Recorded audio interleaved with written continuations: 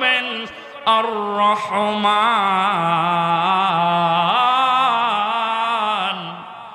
আল্লামাল কুরআন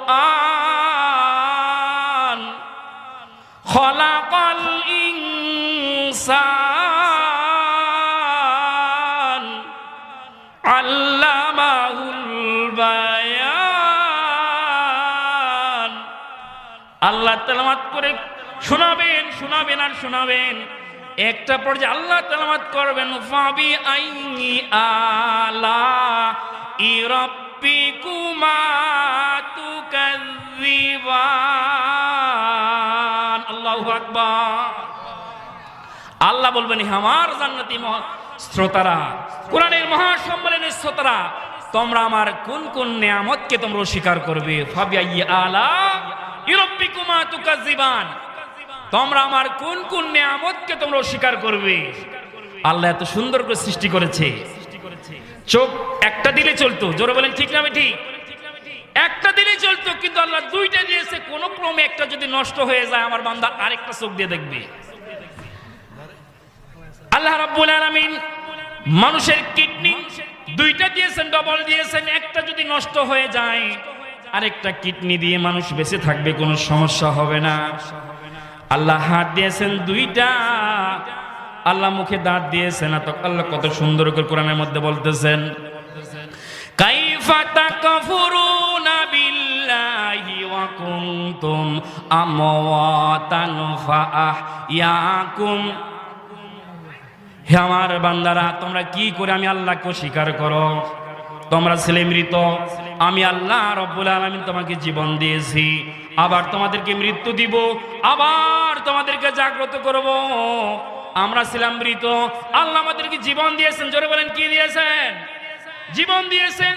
অন্য আয়াতে আল্লাহ রব্বুল আলামিন বললেন, হে আমার বান্দারা, আলাম নাজআল লাহু আইনাইন ওয়া লিসানাও ওয়া শাফাতাইন, আমি কি তোমাকে দুটা চোখ দেই নাই? তোমার মুখের কথা, তোমার মুখের ভাষা একজন আরেকজনের সাথে তোমাদের মনের ভাব প্রকাশ করবে। এই জন্য আমি আল্লাহ রব্বুল আলামিন তোমাকে পাতলা জিহ্বা দেই নাই। কি দিয়েছেন? যে জিহ্বা যাদের মোটা, সে কথা বলতে কষ্ট পায়, কিন্তু আল্লাহ রাব্বুল আলামিন বলেছেন আলাম আলাম আলাইসান, আমি কি তোমাকে পাতলা জিহ্বা দেইনি? এই জিহ্বা আল্লাহর দান। সম্মানিত হাজিরিন, এই কোরআন আল্লাহ রাব্বুল আলামিন মানব জাতির জন্য সংবিধান হিসেবে প্রেরণ করেছেন। জোরে বলেন কি হিসেবে? মানব জাতির জন্য সংবিধান হিসেবে প্রেরণ করেছেন। আপনি কিভাবে খাবেন, কিভাবে ঘুমাবেন, কিভাবে ব্যবসা করবেন, কিভাবে রাজনীতি করবেন, কিভাবে কোর্ট চলবে, কিভাবে একটা দেশ চলবে, এই কোরআনে আছে না নাই? কথা বলে আছে না নাই? আল্লাহ রাব্বুল আলামিন বলেন তিবিয়ানাল লিকুল্লি শাই, প্রত্যেকটা বিষয় আমি এই কোরআনে দিয়েছি। কারণ মানব রচিত আইন মানুষকে কখনো শান্তি দিতে পারে না। দেশ স্বাধীন হওয়ার 52 বছর হয়ে গেল, আজও আমাদের সমাজ থেকে চুরি নামক জিনিসটা বন্ধ হয় নাই। জোরে বলেন ঠিক না ঠিক? আর দেশ স্বাধীন হওয়ার 52 বছর হয়ে গেল, স্বাধীনতার পর থেকে আজ পর্যন্ত আমার কোন পত্রিকা আপনারা দেখাতে পারবেন না যে পত্রিকা ধর্ষণের খবর প্রকাশ হয় নাই। সম্মানিত হাজিরিন, সেজন্য আল্লাহ রাব্বুল আলামিন বলেন তিবিয়ানাল লিকুল্লি শাই, এটি এমন একটি কিতাব, এটি এমন একটি কিতাব যে কিতাবের মধ্যে আমি পরিপূর্ণ সবকিছু ব্যাখ্যা বিশ্লেষণ করে দিয়েছি। এই যে আল্লাহর কোরআন, যত প্রশ্ন করি প্রত্যেকটি প্রশ্নের উত্তর আল্লাহর কোরআন দেওয়ার ক্ষমতা রাখে কিনা? কথা বলেন। যদি এই কোরআনকে জিজ্ঞাসা করি, আল্লাহর কোরআন, তোমার স্রষ্টাকে, তোমাকে কে সৃষ্টি করেছে, তোমার মালিককে, তোমাকে কে দুনিয়াতে প্রেরণ করেছে? আল্লাহর কোরআনকে প্রশ্ন করলাম। আল্লাহর কোরআন বলতেছে সূরা ওয়াকিয়ার মধ্যে, তানজিলুম মির রাব্বিল আলামিন। কোরআন বলতেছে আমি দুনিয়াতে এসেছি, এই পৃথিবীর রব যিনি, তিনি আমাকে দুনিয়াতে পাঠিয়ে দিয়েছেন। জোরে বলি সুবহানাল্লাহ। আল্লাহর পক্ষ থেকে এসেছি, আমি দুনিয়াতে এসেছি। কোরআনকে জিজ্ঞাসা করব, আল্লাহর কোরআন আল্লাহ তোমাকে পাঠাই দিয়েছে, তুমি কার কাছে এসেছো তুমি আমাদেরকে বলে দাও তো। আল্লাহর কোরআন বলতেছে এই পৃথিবীর মধ্যে সর্বশ্রেষ্ঠ মানুষ, যিনি ভালো মানুষ, সেরা মানুষ, জীবনে কোনোদিন পাপ কাজ করে নাই, যিনি রহমাতুল আলামিন প্রিয় নবী মুহাম্মদ রাসূলুল্লাহ, যে নবীর নাম মুহাম্মদ। সূরা মুহাম্মদের 2 নম্বর আয়াতে আল্লাহ রাব্বুল আলামিন জানিয়ে দিয়েছেন, কোরআন বলতেছে আমি কার কাছে এসেছি। আল্লাহর কোরআন বলতেছে ওয়াল্লাযীনা আমানু ওয়া আমিলুস সলিহাতি ওয়া আমিনু বিমা নুজিলা আলা মুহাম্মদ।